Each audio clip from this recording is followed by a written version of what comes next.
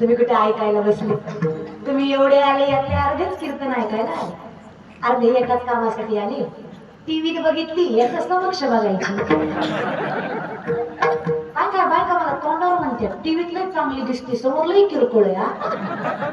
टीव्हीत असतं काही खरं नसतं. नाही एवढी वर्ष संतूर साबण वापरता, खरं सांगा संतूर